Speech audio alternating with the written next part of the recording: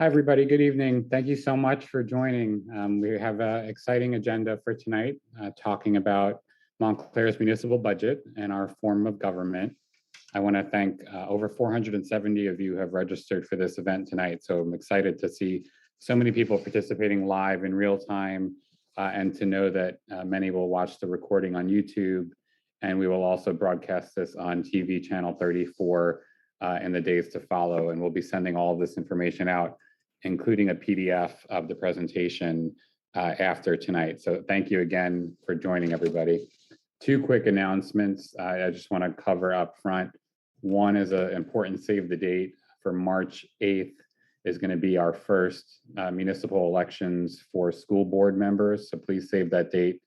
There are 9 candidates announced running for office. The League of Women Voters is hosting a forum on February 17th. And the election, like I said, will be a special election on March 8th. So please save those dates and plan to participate in the first ever election of school board members in Montclair. And then just another call to action to remember to support our small businesses during this difficult time between inclement weather and the pandemic. Businesses are still struggling in Montclair. So even if you're not going out to eat, remember to order takeout if you can afford to do so. Continue to procure your goods and services from Montclair businesses so that we can make sure they're still here on the other end of this pandemic, which we hope is rounding a corner. And please continue to get vaccinated, get boosted, wear masks, stay safe. We're not done yet, but we hope to see light at the end of the tunnel. As far as tonight goes and why we're here, again, thank you for joining. This presentation aims to be a high-level overview of a complicated topic, which is the Montclair town budget. Data was pulled from and analysis is based upon publicly available information as found on the township website. This data and information are being shared to provide you with the best education and transparency that we can, and to foster respectful dialogue. It's our hope that this leads to many more productive questions, conversations, and answers in the future, which starts with your sustained engagement. So it really matters that you're here tonight, so thank you.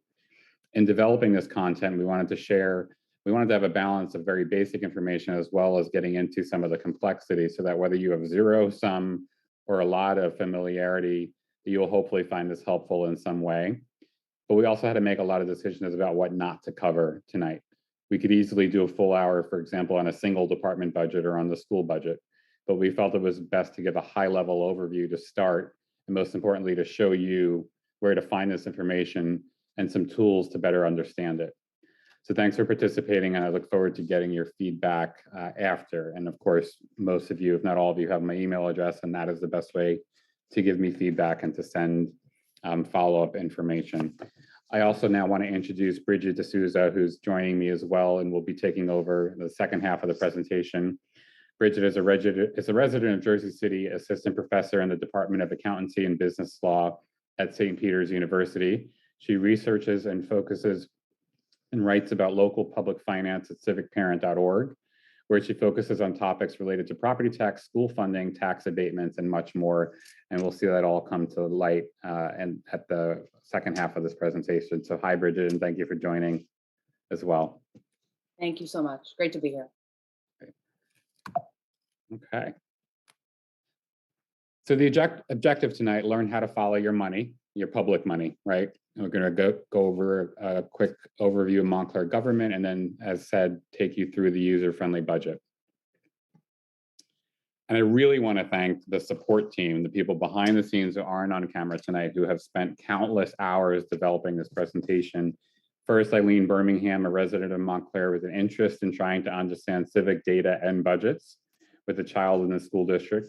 Colleen Dougherty has been an accountant for 30 years, specializing in a variety of industries, a resident of Montclair with children in the district as well. And Nolan Hames, a leading expert in visual communications, one of only 15 PowerPoint most valuable players in the United States as designated by Microsoft, and the owner of a design consultancy based in Montclair too. So really, and Nolan in particular, helping us bring spreadsheets to life in a way that we can tell a story and help you all follow along. So thank you all for your help in creating this tonight. So I want to talk first about the structure of Montclair's government. I get asked this question a lot, and there are a lot of you on here who know this already, but something I want to keep in mind, we had 500 new families move into homes just in Montclair in the last year. That doesn't even count apartments. It's just purchased homes. 500 families purchased homes just last year, 500 the year before. So we know every year we're welcoming hundreds of new families into Montclair, people who may not be familiar with their type of government. So I'd like to start off with some basic overview on this. Some key statistics, again, just for folks who don't know, and this is as of the 2019 census data. We have approximately 41,000 residents, almost 15,000 households, including new apartments and condos that have come online in the last year. Median income is $127,000. The size of the town is approximately 6.31 square miles. Unfortunately, we have 6.4% of people living in poverty in Montclair, something I find unacceptable, which we'll talk about at some point later. And the average property tax bill, which will be a number that we want you to focus on for a lot of this presentation, is approximately $20,000. Our form of government is what's called the Faulkner Act. So it's an optional, in terms of the municipal charter law, this is an optional add-on that a couple hundred municipalities in New Jersey have decided to opt into. And the Faulkner Act provides for 4 distinct types of government with 136 possible combinations. And that's in terms of, literally in terms of terms being staggered for council members, how wards are drawn, the interaction between the mayor and the council, the mayor being appointed or directly elected. When you take these 4 different types of the Faulkner Act form of government, there are 136 possible combinations or arrangements to how the government can operate here. So it can be very confusing, and we certainly need experts and attorneys to help us understand how things operate sometimes as well. But to put things in context, we have here in Montclair what's called the council manager form of government. So we have that in common with Livingston, Ridgewood, and Verona. There are 41 municipalities in the state of New Jersey that have this council manager form. You may be familiar with what we typically call, or what some of us who understand this call, strong mayor or weak mayor. That's the strong mayor is a mayor council where you have an executive mayor. So Hoboken, Jersey City, Newark, most of you are familiar with that form of government. And then just to our south, West Orange as well has that same form of government. And then we don't typically talk about the other versions of the Faulkner Act because they're very small. The mayor, council, administrator with only 3 municipalities in New Jersey, and then small municipality, only 19. We will send this out after, again, in email.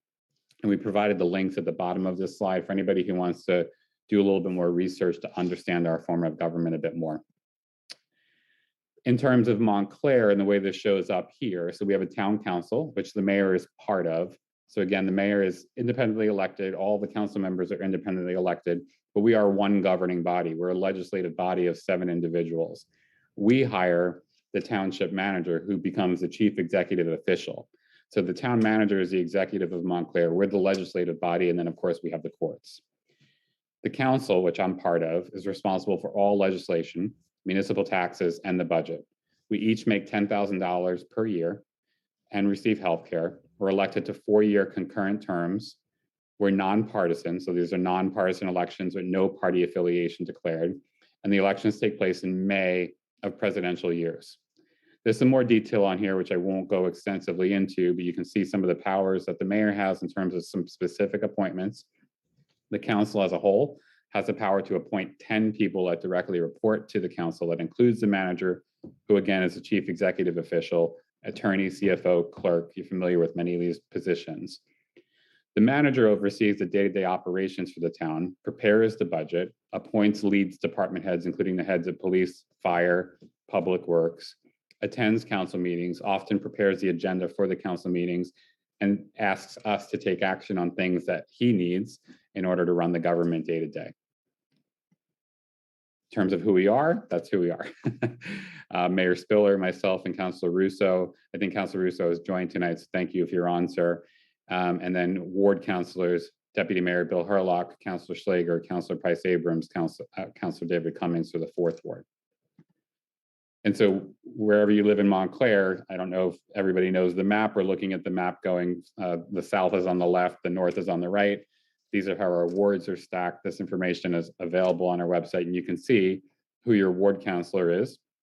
And then at the top, of course, is the mayor, myself, and Councilor Bob Russo. So everybody in Montclair when you go to vote for your municipal government, you're electing 4 people, your ward councilor, and then the 3 at large, which includes the mayor. So you're represented on the council by 4 people. And those are the people who you should correspond with, who you should reach out to when you have an issue.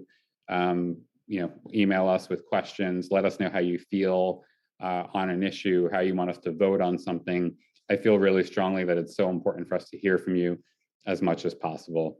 To make that a little easier, here's our contact info. And again, we'll be sending this content out afterwards.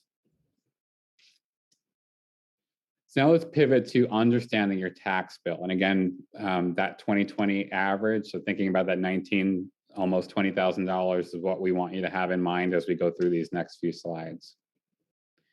So our property taxes are based on an average residential property value of approximately $628,000. And what that translates to for the average home is approximately $20,000. That's in contrast with New Jersey overall, where the average property tax bill is $9,112. And we do have a 2% cap on annual property tax increases that we have to abide by. However, as you can see, there are several exceptions. And those exceptions, as you'll see later in the presentation, can end up being significant drivers of our spending and our tax increases as a result. Hopefully you're all familiar with what your tax bill looks like. Here's a copy of it. We wanted to bring it to life for you. So again, juxtaposing what the average amount is, and this bill itself also uses this average amount, thinking of, again, of about $20,000. What that breaks down to is county, school, and municipal portion. And so I want to focus on the municipal being approximately 26%. So that is what the township council, including the mayor, has control over. The county is responsible for about 17%. The school is responsible for about 57%.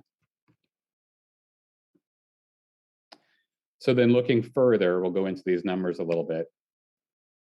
And by comparison, I think it's helpful to have this juxtaposition, right? So you can just see, if your first thought was, oh gosh, so much of my property taxes goes to the schools. In comparison, Glen Ridge spends more, West Orange spends a higher proportion. We're on par with Verona, and Bloomfield seems less, except that they received 28%, almost a third of their $139 million school budget in the form of state aid. We don't get that, unfortunately, as a result of being designated a quote unquote wealthy town.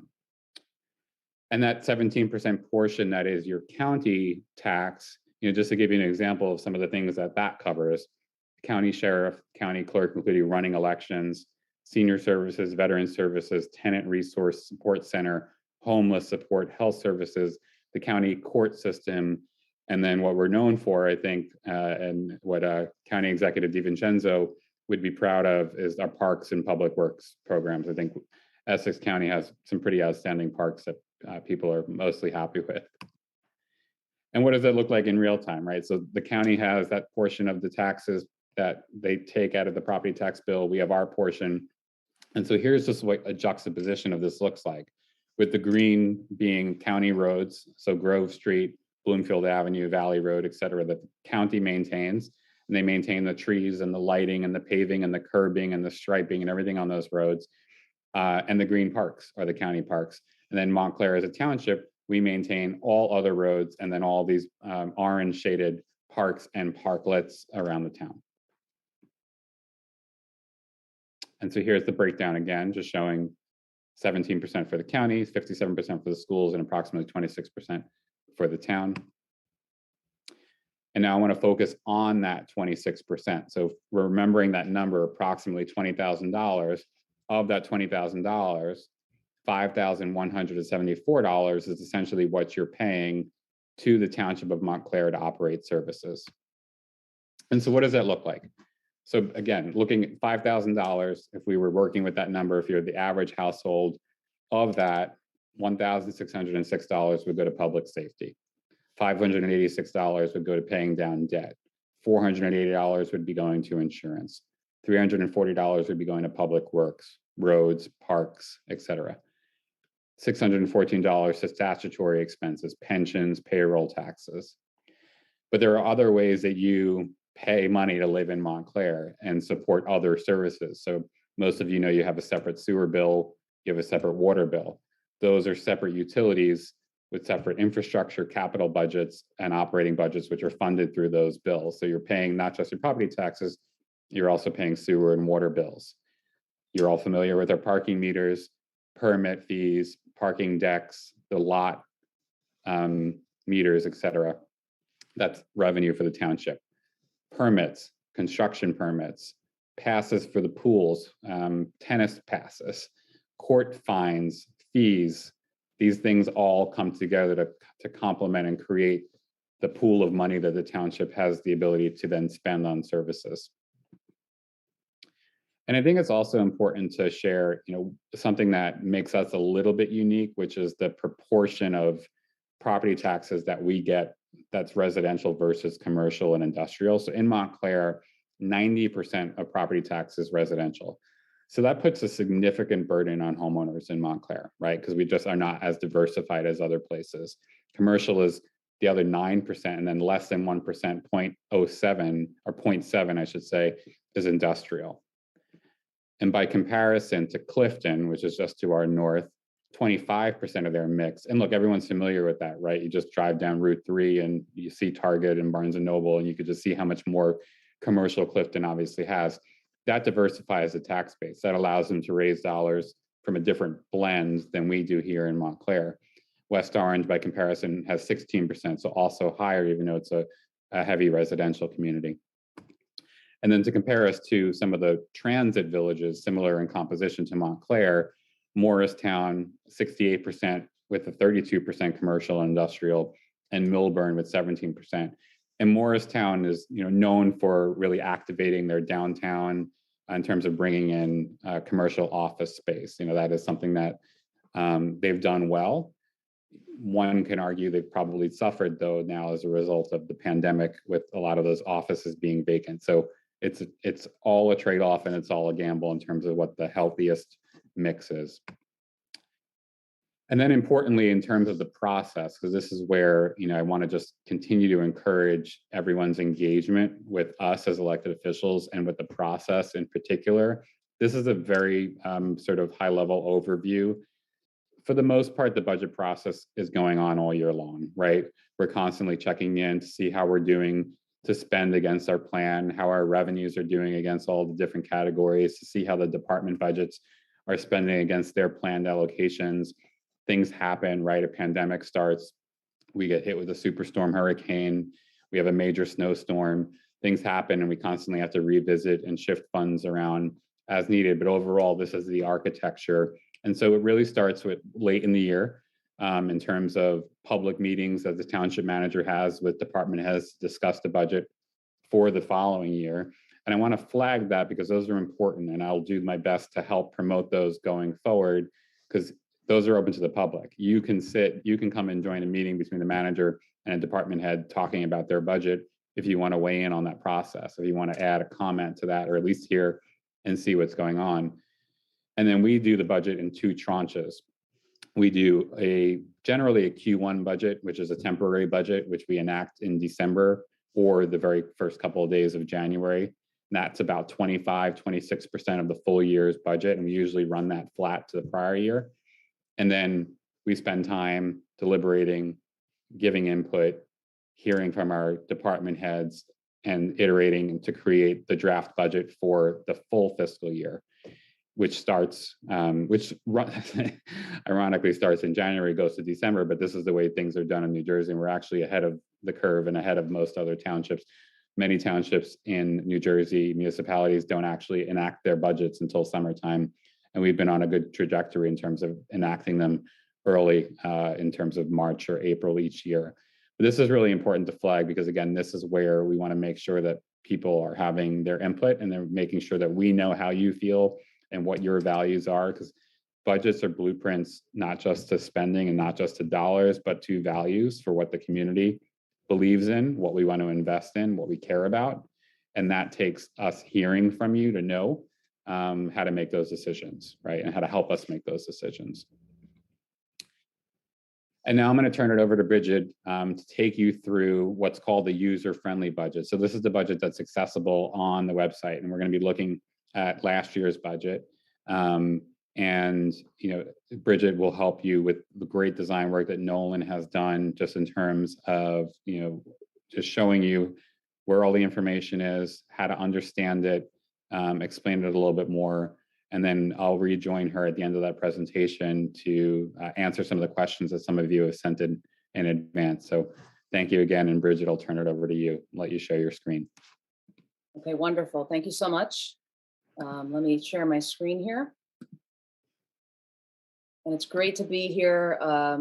Really happy to be part of this. This has been a really wonderful effort, as Peter said. I think what's really important, I think, to say up front is that, the hope is that after this short teaching, there's a sense of kind of empowerment that you can kind of dig into this budget that we're about to walk through and be able to kind of better understand it and feel a little bit more comfortable just sort of digging into the budget. First, what I wanted to do is just quickly point out or kind of reintroduce myself. As Peter said, I'm an assistant professor at St. Peter's University. I also have my own blog at civicparent.org where I write about property taxes and local budgets, and I've written about the user-friendly budget in the past. And I really believe that learning in community is fun and empowering. So I hope that that will, after the next few minutes, you all out there can feel a little bit more comfortable kind of learning about some of this information. So let's just take a step back. I mean, this is how I kind of like to think about this topic. I always like to ask why. Why do we have a local budget, and kind of what is it there for?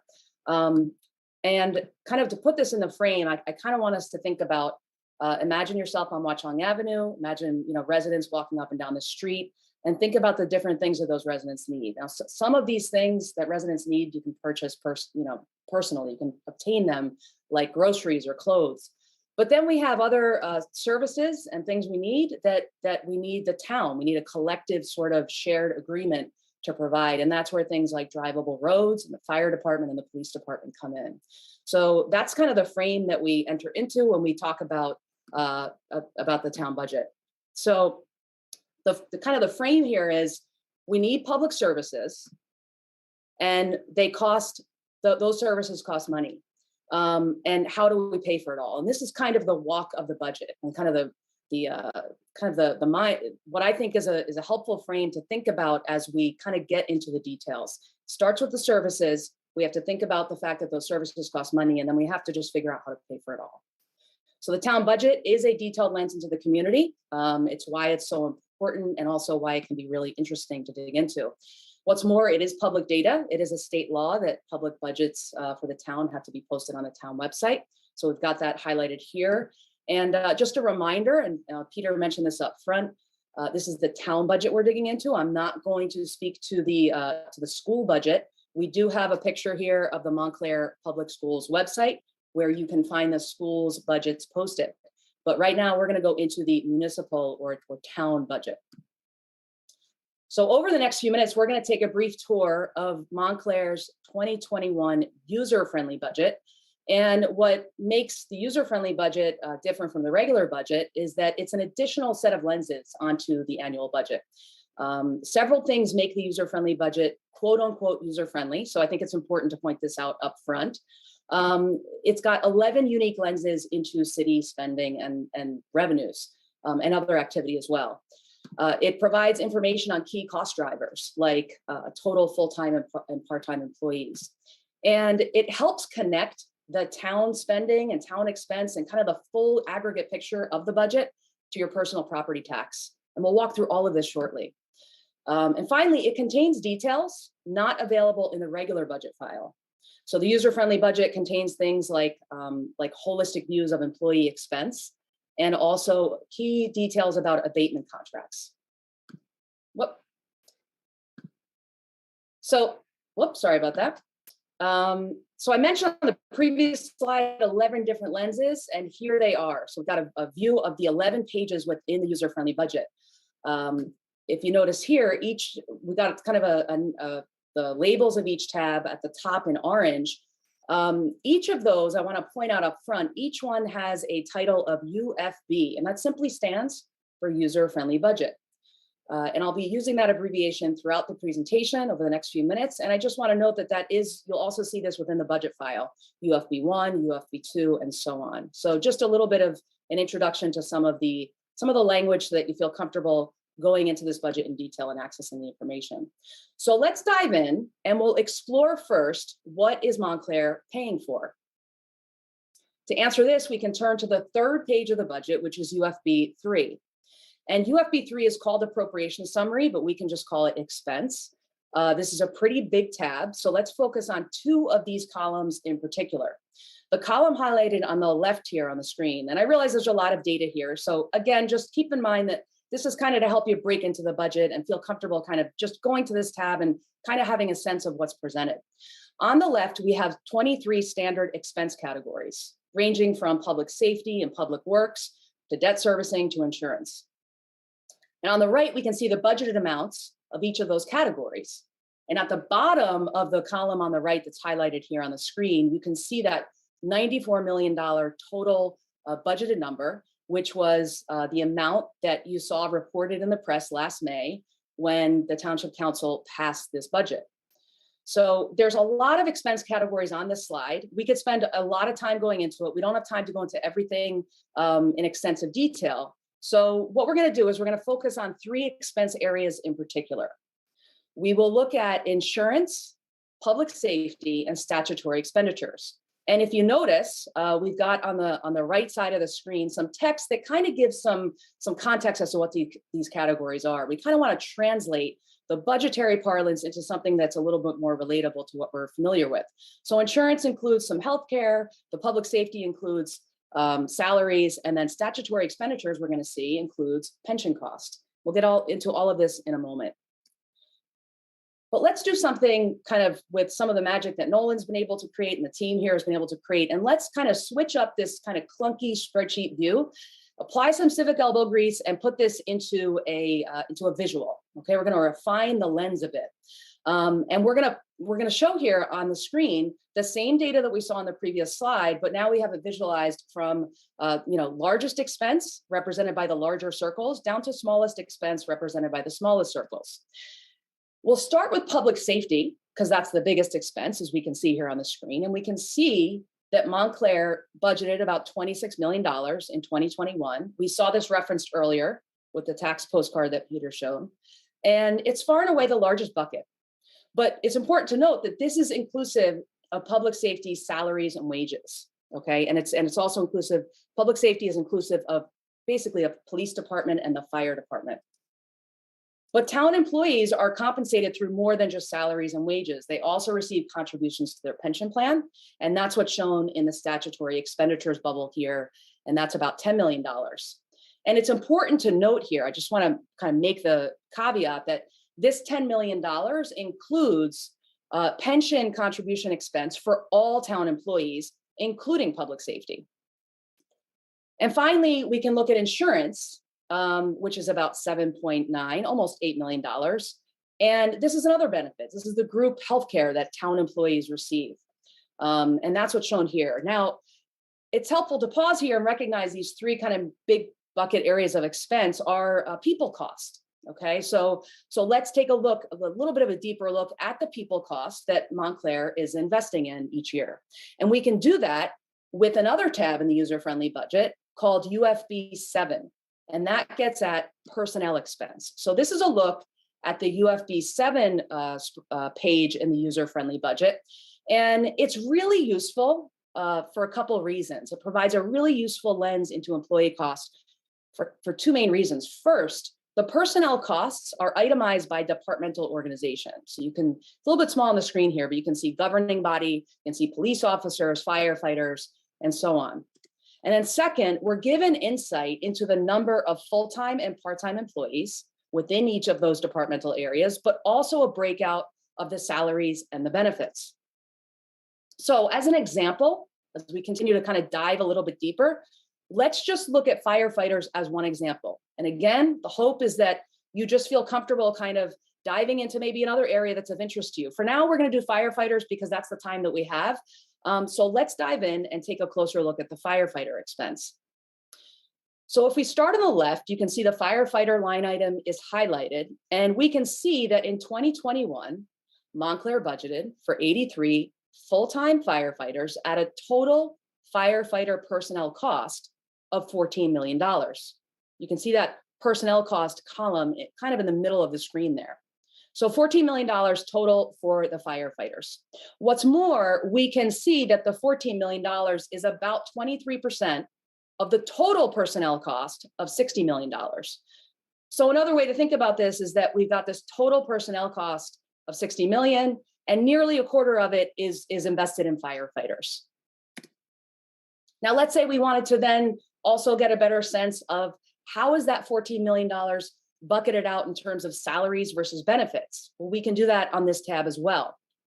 And we can see if we walk from left to right, and we've got kind of some of the columns highlighted here, we can see that Montclair budgeted out of the $14 million, $9.6 million was salaries and overtime. And that's about 68% of the total $14 million firefighter cost.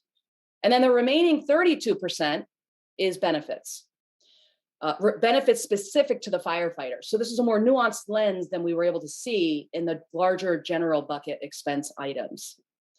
Now, I want to pause here and just point out something really important about this user-friendly budget, which is that this data and this view of the data is not available in the regular budget file. So this is a really nuanced, kind of detailed lens into personnel cost. So it's additive to sort of the public's understanding of how much is being invested in Montclair's people, the people who work for the town and who provide a lot of these really important services. Okay, let's check out one final page within the user-friendly budget called UFB9 Accumulated Absences. This page summarizes one additional cost related to firefighters, and that's the accumulated absences, which is unused sick days, vacation days, or personal days. And it's a little bit small on the screen here, but we do have a call out that shows that there's a $4.2 million liability related to accumulated absences. And we can even see that there's over 9,000 days, like in the aggregate within the department, contributing to that liability. Okay, so after looking at expense, now let's kind of pivot and say, how does Montclair fund it? How do we pay for these services that we need? Now we can do this. We can look at the revenue side of the budget on UFB2, which is the revenues page. Now, as with the other pages we've been exploring, there's a lot to digest here in terms of volume of data on the page. So let me highlight just a couple of items up front. First, the town property tax is highlighted on the screen here, and it includes two revenue items.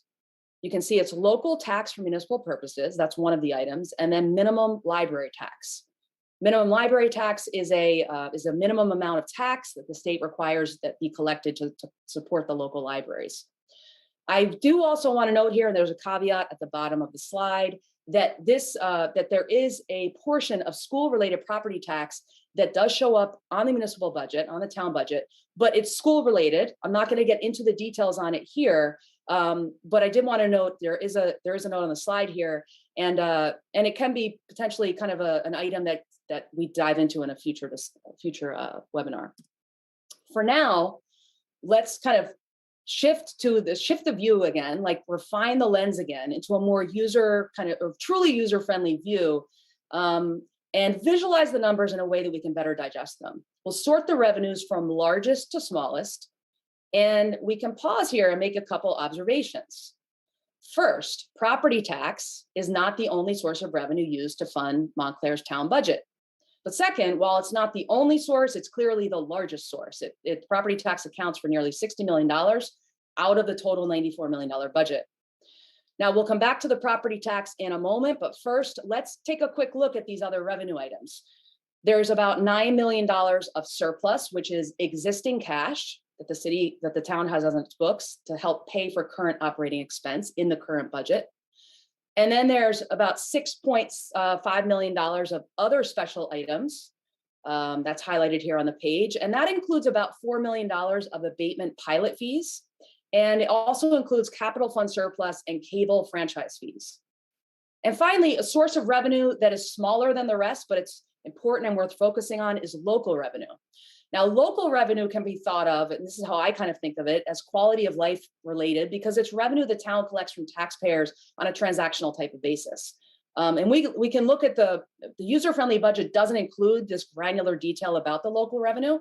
So what we did was the team pulled some data from the regular budget to kind of inform what's in this $2.2 million on the slide here. And I'll just briefly mention that fines and costs in municipal courts, that's things like a parking ticket. And then there's also fees and permits. So you can think about, parking permit fees and that kind of thing. So while small in the aggregate, local revenue is important to highlight because it includes transactions that taxpayers engage in as part of living in the town. So it's important for that reason. Okay, let's take a step back and think about revenues holistically.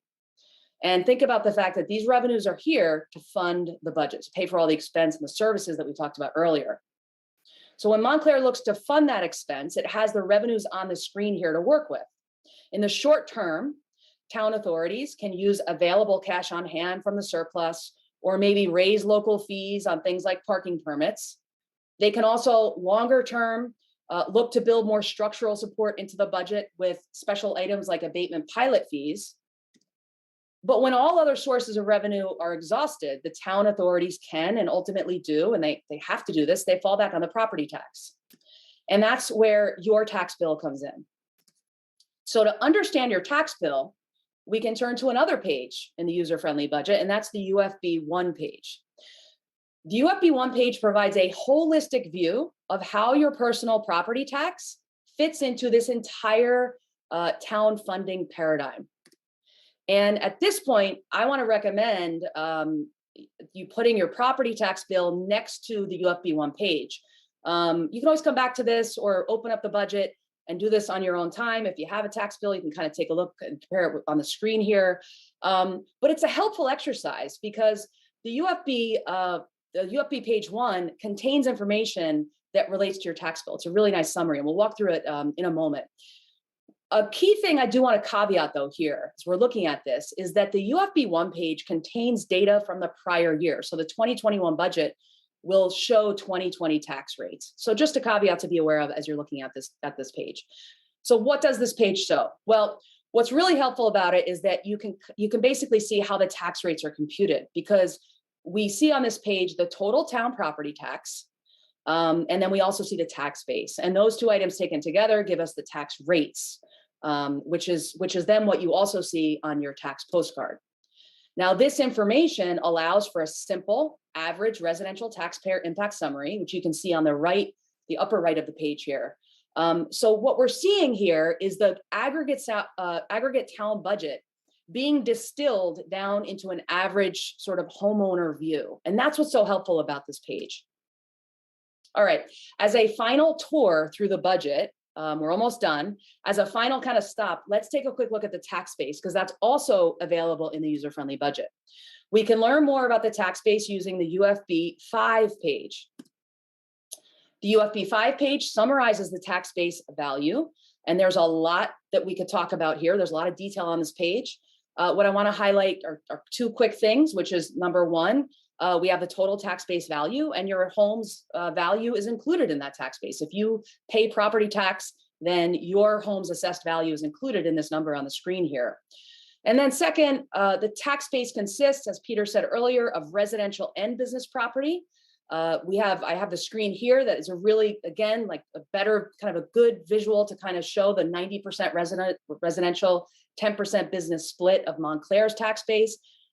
You can get a lot of detail on the UFB5 page that kind of helps you understand that 90%, 10% split and start to kind of put together more granular pieces of what is included in those numbers.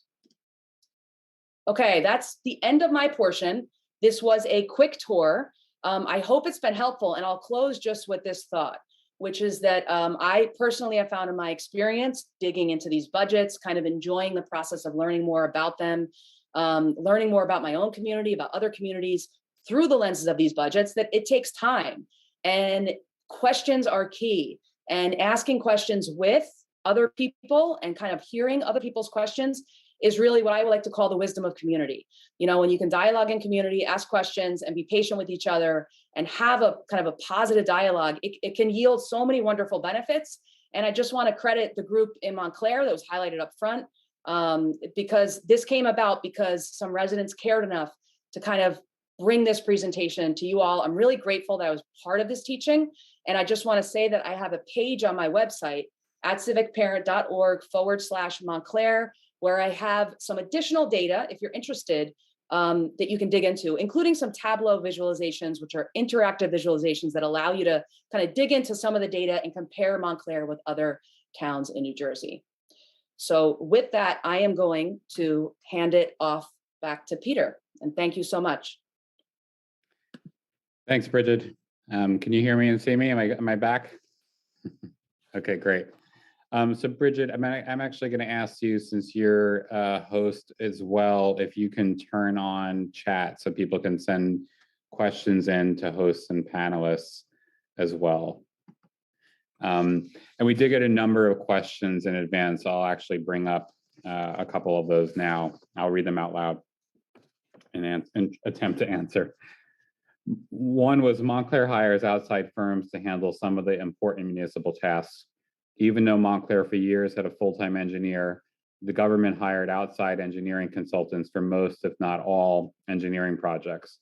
Even though Montclair is a full-time law department, the government often has hired law firms to handle many legal issues, costing tens or thousands of dollars.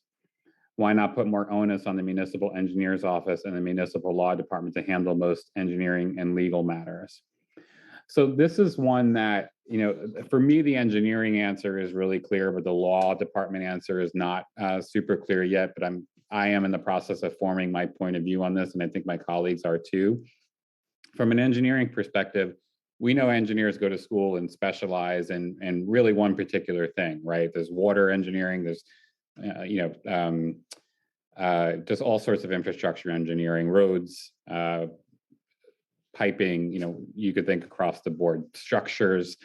And so when you have one engineer who's full-time on staff with that particular focus and training, then you're sort of limited to what your full-time employee can do or specialize in. And we have engineering needs across that run the gamut, everything from, like I said, our structures to our subterranean infrastructure. And so the decision that we have made and that we're continuing to support from a financial perspective is to have an engineering firm contracted with the town, so that depending on the need that comes up, scoping a skate park, redesigning a playground, that they have somebody on staff that we can charge those hours against for that particular skill set that's needed for that particular project or issue. Personally, I find that to be much more efficient from an engineering perspective, rather than having a civil engineer with one particular expertise sitting in the full-time role the whole time. I'd rather have 40 hours to work with the firm to be able to pull 8 hours of each particular area of expertise as needed. And for the legal department, this is something where we're just still forming our point of view. I think there's a lot of value in having a full-time attorney on staff who's in the building, who's interfacing with department heads and our township manager and the council on a regular basis. It's the model we've had for a long time. We do outsource a lot of services. We spend approximately $1 million a year on legal services for the town. We need special counsel in terms of dealing with bonds, so our borrowing and refinancing of debt. We need special counsel for labor contracts and negotiations. It's sort of similar, again, to the model with engineering. You hire an attorney who's a municipal attorney, and they're going to have a few areas of expertise, but they're not going to have a comprehensive, gamut of expertise across the board. And so we're always going to need to augment. And so a valid question is, should we not also then be thinking about a third-party firm that has a whole bunch of areas of expertise, the same model as engineering? We struggle with that a little bit because the town attorney is somebody who's a direct appointee of the council, who's a really critical leadership figure in the town. And so, frankly, I'm still forming my point of view, and I know my colleagues are on that as well. Somebody else wrote, by any measure, the town's police budget is staggering. Can we summon some political courage and invest in hope rather than punishment by reallocating even just $200,000 of that $16 million to programs for families and kids like libraries, music, and sports? So look, the way I look at this, because I get this feedback quite a lot, is that it's a big, Montclair has a lot of legacy decisions and a lot of legacy structure and a lot of legacy investment. And to make any sort of significant changes, it's something where we've got to slowly turn the direction of the ship in a new direction, frankly.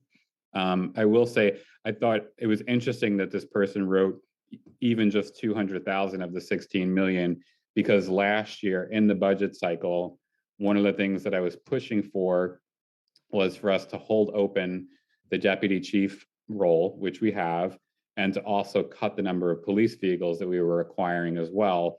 And I'm not going to throw a number out there, but it was close to that number. And frankly, 100,000 of that did end up going to the library, and another 100,000 went to other things as well. So that was an example of us making a small change, not a significant enough change, but a small change that I thought answered that question. And then another question: why does Montclair spend so much money on Belgian block curbing when our schools are run down and need HVAC? Our public pools are barely open. I appreciate that there may be different budgets for roads versus schools, but I still don't see why we prioritize stonework over what's truly important for the community. Frankly, it strikes me as corrupt. I hear you there, and I think it's a challenge, right? It's Belgian block curbing is an easy target because it seems like a fancy thing, and it's $5 a brick, or at least it was before inflation. I don't know what it costs now. My understanding of the explanation is, if that's hit with a snowplow, the damage is contained to a single brick or two or three. It doesn't require us to take out a whole significant section of curbing and replace that. So my understanding is that it's a more significant investment. It's also our paving budget and our curbing budget, which last year we spent $3 million on, is capital that we're borrowing. And that requires us to do a 5% down payment out of the operating budget. And then we're amortizing or spreading that cost of the $3 million over a 30-year period. And we were choosing to do that because of the very low interest rates. So we were able to get debt essentially at less than 1% in the last year. And so we've not only borrowed in the latest cycle, but we also refinanced most of our municipal debt at that lower rate as well. So another way to think about that is, if you're borrowing money at 1% or less and inflation's at 7%, which it is, we're actually borrowing money at a discount. So we're getting things discounted. And so that's one of the reasons we've made that decision. But the school argument is completely valid. Anybody who knows me knows that since I've been running for office and have been in office, I've been a loudspeaker for investment in the physical plant for our schools. It's unacceptable to me, the condition of our school buildings, and the compilation of decisions or lack of decisions that got us to this point, I find unacceptable as well. But for me, it's also about how to move forward. I advocated strongly for switching to an elected school board so that you all could elect your school board directly and then hold the school board accountable for the things that you want them to do. This took the power completely away from the council, and in every way, size, shape, or form. We no longer have input on the school budget. The debt for capital projects for the physical plant for the buildings no longer passes through the council. It's all exclusive to the Board of Education and to you, the voters. So when the school district puts forward a referendum, which they will do this year, for investment in the physical plant into our buildings, that's something that goes on the ballot for you to vote on. And it is so important to me. And I will be behind that and pushing that, that people show up and vote and support that, because our schools desperately need a major infusion of investment to upgrade not just the HVAC systems, but to thinking about our school. We are trying to update and fix classrooms that are 50 years old or older. We should be thinking about how to design classrooms that are for the 21st century, for the 2020s and 2030. So we've got the bare minimum that we have to do in terms of HVAC, which at last I saw was around $30 million. And we've got to do that because it's not just about the pandemic. Climate's changing, temperatures are getting warmer. It's very hot from mid-May essentially to end of September in a lot of these classrooms, and it's unacceptable conditions. And you obviously see what's going on in terms of the ability for the heating systems to be able to keep up with windows having to be open for circulation.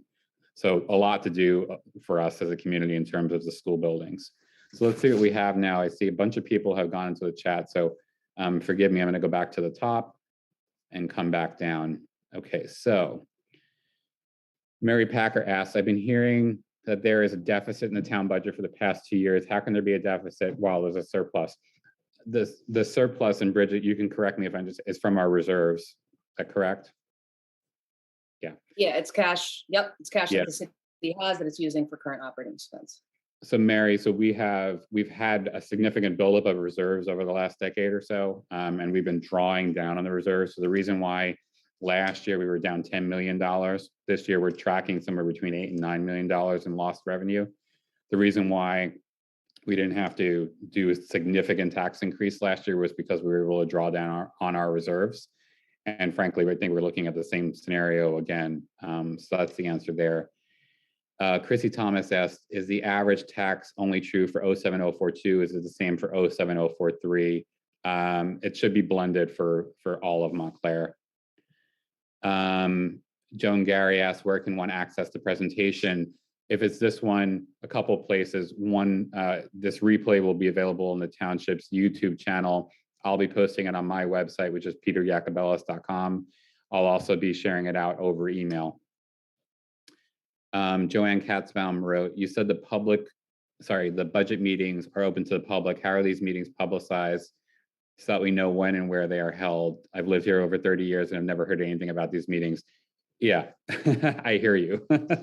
It's, look, it's one of those things where, like, I think, the government's required to publish it, and we sort of do or have done the bare minimum, which is printed in the newspaper, or put it on the website. We don't necessarily, or haven't necessarily, gone out of our way to make sure everyone knows about it and everybody can participate. That's something that I ran on to be different, to invite that engagement. That's why I'm doing a session like this tonight, is so I want to hear from people. I want more people to be part of the process. I believe in the strength and the power of more people, the more voices, the more perspectives. I think the healthier the outcome. Andrew Klein wrote, while space is hard to come by, it would seem there is an opportunity to diversify the tax base with additional commercial tax revenues. Commercial space can also bring new consumers that can contribute back to our small businesses in the pandemic. As the pandemic eases, has diversifying the tax base with additional commercial revenue opportunities been considered?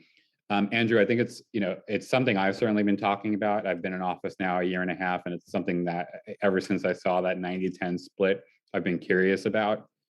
The challenge over the last 1.5 years, and my obvious go-to was Lackawanna Plaza, right? I was like, gosh, that should be the biggest commercial office space in Montclair. The challenge is, given what's happened with the pandemic, banks are not lending for that kind of development. Everyone is waiting to see, the market at large is waiting to see what's going to happen with working in an office environment, what the new normal is going to look like in a post-pandemic world, or in a world where we have different variants every year, and what the vaccination schemes are going to look like. So I think it's yet to be determined what the demands on commercial office space are going to be. So it's challenging for the banks it's challenging for developers to get the financing for those sorts of projects. So that's why we're seeing more residential, particularly because there's been so much interest in the suburbs. We cannot hold on to housing inventory in Montclair. Everything that goes on the market sells very quickly. We're seeing, our housing prices go through the roof, people paying all cash, and people paying $200,000 and more over asking price with cash. So we know the residential market's hot. No one, I shouldn't say nobody, but there's not a lot of confidence in what the commercial office market looks like. That all said, I think we need to be considering a more strategic approach to this, which involves our zoning. Things as they are now aren't how they always have to be. And I will always vote for and support and protect our beautiful tree-lined single-family home streets. No one's talking about changing that, or our special shopping districts like Watchung Plaza that I think are meant to and should stay more residential feel, small town shopping districts. But there are opportunities, I think, throughout Montclair for us to look at parcels here and there and consider rezoning them, and then adding not just to the rezoning strategy, but also then thinking about what incentives we can add at the local level to try and incentivize that kind of development.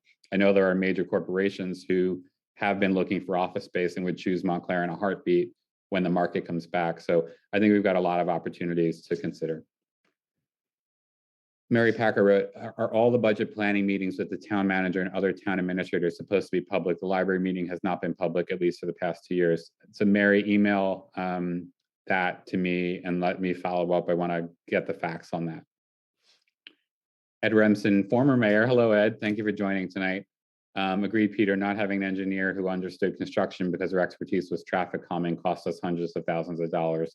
Yeah, I mean, so that's a good point, right? So we had somebody who had an expertise in traffic calming, which is really important for Montclair, but then not being able to deal with construction or playgrounds or water or sewer, all the other engineering needs that we have as a town set us back because then we had to hire all those external parties anyway. Dolly Soto wrote, is there a way to increase shared services to offset municipal liabilities? Oh gosh, is there? If only there was the courage. Look, this doesn't make me popular when I talk about shared services, but my gosh, if we want to be honest about what's going to save us money, New Jersey is one of the most expensive places to live in the United States. Why? Because you have a municipal government, you have a county government, you have a state government, you have a federal government, you're paying taxes at every level, in addition to all the other things that I showed you earlier, in addition to tolls on the turnpike and the parkway. It's very expensive. Why? Because we have a huge public sector employee. We have a huge public employee sector, right? We have decided over decades that we want a particular level of service from our governments in these regions. It's a legacy system for places like New York, Connecticut, Massachusetts, New Jersey, Illinois, that we've got these robust public sector, public employee sectors and services that a lot of other states don't have, frankly. I remember I was in a car accident in Delaware a few years ago. Delaware has no income tax, and I'm sorry, no sales tax. They have an income tax. And it took the police 45 minutes to get there. 45 minutes. In Montclair, if I was in a car accident, it's like less than 4 minutes, and there's 3 police cars and a fire truck, right? So it depends on what you value and what the services are in terms of where you live. But I think from a shared services perspective, we have to be serious about that conversation. We do share our fire services with Glen Ridge. I think that contract needs to be looked at by the governor's shared services czar, and quickly. We share health services with some of the neighboring towns. The county has, the state has actually put in place and enabled emergency services to be shared across counties. So there's these coverage rules now where if an emergency happens in a neighboring town, Montclair has to deploy its resources and vice versa. So I think we're getting more into that. A simple example is the less things that you have to brand, the less supply rooms, less copy machine contracts you have to have, the less central administrators you have to have, the less expensive operations can be. So I would like to see us share more services, especially with our Western Essex communities, and to see what's possible there for sure. Lonnie Sommer Padilla wrote, what is the ratio of resident population to public safety employees, and how does that compare to other towns? Going to have to get back to you on that one. If you want to email me, I know we've corresponded before. I'll get you that answer.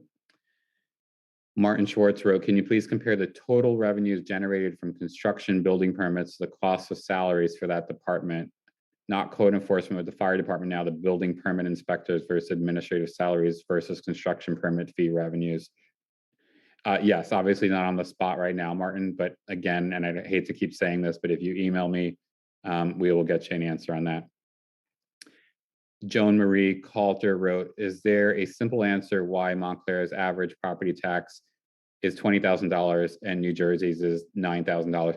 The simple answer is we're one of the wealthiest towns in New Jersey and in the wealthiest county in the state of New Jersey. That's the simplest answers for that. Pauline Pounza wrote, on one of the first slides, you made reference to the average value of Montclair properties being $627,000. This is tax assessed value, right? Yes, that's correct. Gideon, I think that's Andrew. How can the ship be turned slowly if the council is seated only for 4 years? And maybe you don't mean too slowly. Given the limited time you have to turn, perhaps a little more haste is required. Yeah, look, I agree. But I also believe in, you have to have a strategic plan. You have to have a multi-year plan. And that's not something that we've done historically. and we need time to do, and we need agreement, frankly. This is, I don't mean for this to sound defensive, but our system of government is that I'm one of 7. You need 4 votes to get anything done. We don't have an executive mayor who can make decisions or who can be at the negotiating table to negotiate some of the contracts for some of this stuff. You have to have 4 of us agree to even have the negotiation in the first place with the labor union to try and approach something differently. And that's, I think, one of the things that really strangles us in terms of making a change in the town. So it starts with this, it starts with your engagement, it starts with you all participating and us hearing from you and not leaving us alone, frankly, until we do change. So that we get to more than, we get to 4 votes to make a change for something, to have the shared services contract with Glen Ridge be looked at by the shared services czar at the state level, to consider how we can pool other services and resources with neighboring towns and the county. There has to be the political will and the courage to do that on a broader scale. Leola wrote, "This is a great presentation. Thank you. I would like to know what the town is doing to reduce expenses. Sharing services, police, fire, sanitation with other towns would reduce expenses." Agreed. And I think, I've said that a few times. And frankly, like last year in the midst of the pandemic, when we were deciding what we were going to do in terms of tax increases, we had to make a lot of decisions about how many positions to hold open. We held open a number of positions for the whole entire year. And frankly, they're still not filled, which is a sacrifice for us. Right now, we don't have a sustainability officer. So we don't have anybody working on our energy aggregation program. We're worrying about composting, these things that are value, that are, for me, are a value statement for our town. We're not funding that work right now. So it's challenging. We have bare minimum services that I think we have to keep up with, but some of it's also fair game. It's a fair debate for us to go into the debate about how many police officers we need, how many firefighters we need, and benchmarking that against other like towns, right, in New Jersey. So we can look at communities that are similar in size, that have similar vibrant downtown districts, look at their size departments, look at response times, and make decisions for ourselves. There are other models that are possible here. I don't think we're baked into or locked into a hopeless trajectory. Neil wrote, "Thank you for this transparency. I'm a new resident in my hometown, and Passaic County never offered this kind of explanation." Thanks. Thank you for that. Yep. And thank you for the team, because this user-friendly budget is always on the website, but we decided to try and make it even more user-friendly, just in terms of making a great visual presentation. Andrew wrote, "If you're drawing down reserves, you're spending more than you're bringing in. What happens once the reserves are consumed when you can only increase taxes by 2%? Exactly. So keeping a healthy level of reserves is really, really, really important. So it's always this tricky combination of, what do you start, stop, and continue in terms of services? What do you raise in terms of taxes to the cap or in excess of the cap if you're pulling on one of those accepted categories? And what can you do to generate more efficiency? So those are always, the tools that are on the table for us. David Jones wrote, "How does one per capital cost for fire and police compare with neighboring towns like West Caldwell, Clifton, Livingston, Milburn, and Maplewood?" That's something that I think we're going to do a special session on and dive a little deeper on, David. It's that all important benchmarking. Eileen Birmingham, who did a lot of work in helping us prep this presentation, has done extensive research in this area. And I frankly see her spearheading another session like this, where we have that really honest conversation about what it costs a town like Bloomfield or West Orange or Maplewood to have their fire department and services, and then how many officers do they have, what's their response time, what's the response protocols, which is something that I think we should get into as well, right? Do we need to have the same response protocols that we have, or could those be changed to be less expensive? Laura wrote, "Can you comment on any arrangements we have to share services with other municipalities?" Yeah, so this is great, right? I'm seeing a lot of questions, a lot of interest around shared services. So thank you, because it's helping. This is telling me that that's something that is worth us diving deeper on in a future session. So I think we'll do that. I already commented on, we do have a shared services fire agreement with Glen Ridge. It goes back, I believe, until 1990. It's very old and outdated, and I don't believe we get anything close to what we should get paid for the services to cover fire for Glen Ridge. That's a negotiation that's going on. That's something, again, that I would like for the governor's shared services are to be looking into and to analyze to tell us if we're getting a good deal or not.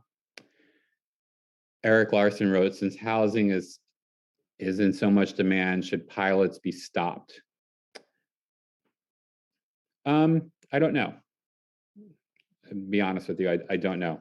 That's something for me to think about. Another Alex wrote, just curious if 83 firefighters for a town of 40,000 is typical. I would say from the preliminary data that I've seen from some of the benchmarking and research that others have done, no. I don't know who LMC is, but LMC wrote, is the township fiscally responsible to replace the aged sewer system, specifically in the north and where repeated storm floods have destroyed or damaged homes or businesses, thinking along Valley Road? Are we responsible for it? Yes. Will we do it? We should. And there's a difference between the sewage system and stormwater. And I want to be clear about that. So we've rounded the corner. We're wrapping up our water infrastructure project. We're replacing all the water lines and water infrastructure in Montclair and have now pivoted to the sewer system, which is 100 miles of sewer piping that have to be replaced across the town. So there is an assessment on your sewer bill to pay for that. So that is not going to drive a tax increase because there already is an assessment on your sewer bill that you're paying for to have the sewer infrastructure upgraded. That is separate, however, from stormwater infrastructure. Stormwater infrastructure is not a Montclair problem. It's a regional problem. It's bigger than the region, right? We're dealing with climate change. We're dealing with more precipitation than ever before. We're all realizing collectively, the towns, the county, the state, the federal government, that the infrastructure that was meant to move water through and out of town without causing devastation is not sufficient to keep up with it, right? So a culvert that runs under a road that carries water from one side to another, that's only this wide, isn't cutting it anymore when you get 8 inches of rain in a superstorm. It's just not. The water has nowhere to go, so it's running overground, right? We're also at the foot of a mountain. So when we got 8 inches of rain that came down off the mountain, we had a tsunami of multiple feet of water come through Montclair, devastating hundreds of homes and businesses. With all the sewer infrastructure in the world, or stormwater infrastructure, there's probably not much we can do to stop an 8-inch storm, but there's a lot we can do to curtail the damage from the more frequent 2, 3, 4, 5-inch storms for sure. And that's something that we're looking into. I just had a correspondence with the Department of Environmental Protection just the other day to have a meeting with Township Planning, with Department of Environmental Protection, with the Planning Board, and with the Economic Development Committee of the Council to start to move the needle on how we can do things like incentivize permeable surfaces in all zones. So for our R1 housing zone, for example, our ordinances address stormwater runoff from the primary structures, but we don't address for a lot of the secondary structures like pools or athletic courts of any kind, or patios or sheds. And so that's something where we can look into, or we are looking into, encouraging more porous pavement permeable surfaces in parking lots. One of the ideas we're kicking around that the state is helping us look into is whether or not we should have a stormwater utility that taxes pavement, frankly. It taxes pavement differently to raise dollars to then use to invest in our stormwater infrastructure so that we can move more water underground or in our thoroughfares through the town safely without it causing devastation to homes. Nolan Hames wrote, what is being done and what can be done to raise revenue from non-residents who take advantage of Montclair's dining, entertainment services, local sales tax, et cetera? Love this question. Thank you for that, Nolan. Again, if I'm trying to make myself popular with this town hall, not going to happen. Look, I think, anybody who goes to a hotel in Las Vegas or somewhere else knows you get the bill and you see 7 different taxes on there.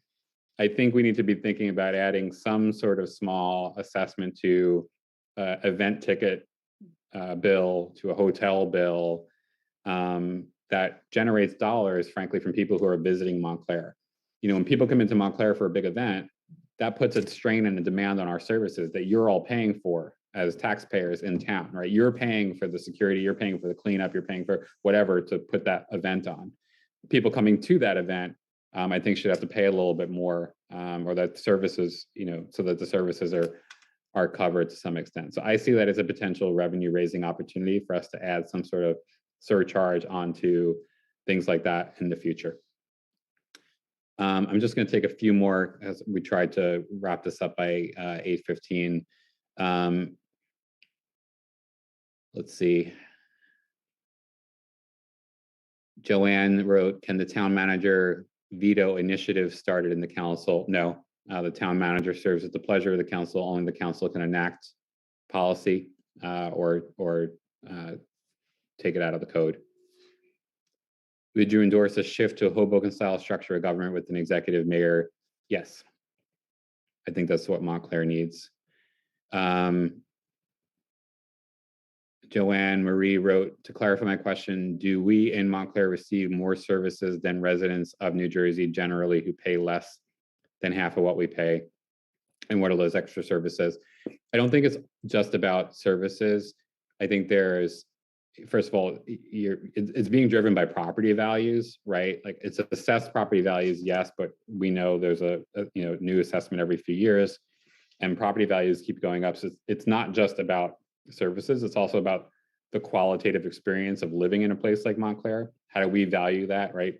What's the value of being able to walk to a train station to take the train to work, or being 15, 20 minutes from a major airport that can take you anywhere in the world, or being near concert venues or close to New York City for entertainment purposes, to having the offerings that we have in our town and our region that are different, frankly, from a lot of places in New Jersey, right? South Central Jersey, you can live in a home that's a lot less expensive and pay a lot less taxes, but it's going to take you an hour and a half to get to Newark Airport or to go to a venue to see a concert, or to have a lot of the offerings that we have in a place like Montclair. So it's not just services, it's also quality of life. Andrea wrote, would it be possible to get your answers to posted questions that you're planning to answer over email? Probably not at this point because I've been answering them audibly, but this will be a recording. So I'm not trying to hide what I'm saying here. It'll be available. Anybody can replay this. What is the term of service for the town manager? He serves at the pleasure of. So it's until and if we decide we no longer want his services. So there's no fixed term there. He's not a union employee. There's no contract.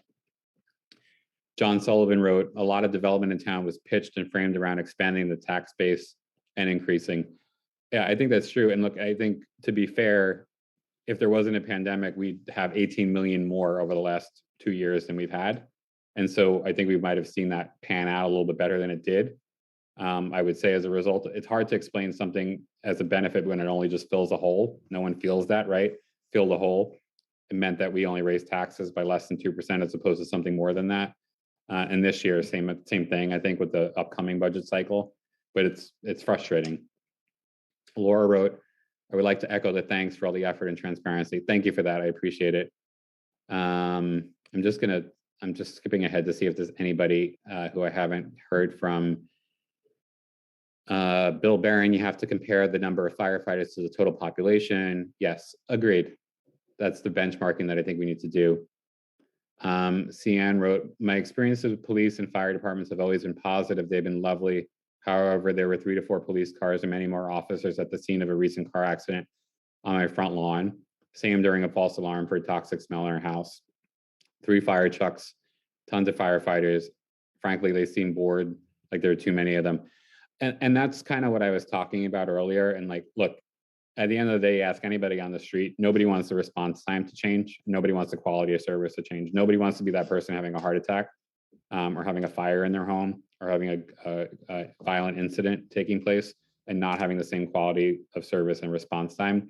That's not the same as revisiting some of those protocols. I think stuff like that has to all be on the table. What do we dispatch? What quantity do we dispatch and why? And can we benchmark that response protocol with other places? So it's not just about the budget and benchmarking our budget and our spending decisions. It's also about looking at the response protocols. Okay, I'm going to do 2 more. Mark Porter wrote, can the Township Council limit the cost of accumulated absences? Yes, when we're negotiating labor contracts. The previous council, and this is not to point fingers, I just want to be clear about something. The previous council negotiated all of the labor contracts to go through to the other side of our term. So for my 4-year term, I do not get to vote on any labor contracts. They were negotiated by the prior council. And if I'm in the next council in 2 years from now, will I be able to have a say in that? But yes, the accumulated absences is certainly part of the negotiation. What are the caps on accruals? What can be carried over year after year? The private sector has done this for a long time, right? There's a cap on how many PTO days you can carry over. Sick time expires, vacation time expires. It becomes such an expensive, unfunded liability. And that's only half the equation to me, frankly. It's not just about the accumulated financial liability. Why aren't our people taking days off, right? People should be enjoying their lives and taking the PTO that they earned, taking sick time when they need it to take care of themselves and their family, and not just letting these balances accrue. So I don't see it just as a way for us to save money. I see it as a way for our public service employees to also have better quality of life, frankly, and better balance. And so I'm interested in looking at it from both of those perspectives. Okay, let's see, one more. Thank you for the thanks. I appreciate all of that. Where can we find the town's actual financial statements and actual versus budget on a current and ongoing basis? It doesn't exist right now, Leslie. It's something that, frankly, we have to ask for, that I have to ask for, and I do ask for on a quarterly basis. I get a quarterly report on how we're doing, how we're trending against our planned department budgets versus actual spending, where there are significant diversions from the plan. What are the drivers of that? That isn't something that we take and then publish regularly. We obviously have the conversation, and it's a public conversation and debate around the annual budget cycle. I'll just be honest, it would take a lot of work and probably another employee in the finance department to be able to produce that kind of public documentation, but I'm not afraid to ask the question and will. I know I didn't get to every question. If you feel really strongly about getting something answered, again, please email me. I really want to thank all of you for taking the time to be here. We had over 470 people register for this, which shows me that a lot of people, first of all, just don't know some of the basics, which is not surprising when we have 500 new families moving to Montclair a year. So lots of new people that want to learn, want to understand. And I hope that we can continue the series and continue to bring sessions like this to you. And again, you're the other part of this equation. We need you to engage, to email us, to hold us accountable, to come to meetings, to be present, to share your voice, to let us know. We are elected to represent you. So thank you. I appreciate you all taking the time. Thank you, Bridget, Eileen, Colleen, Nolan, all of talented people who put this together. Super, super helpful. And I appreciate all of you, and have a good night. Thank you.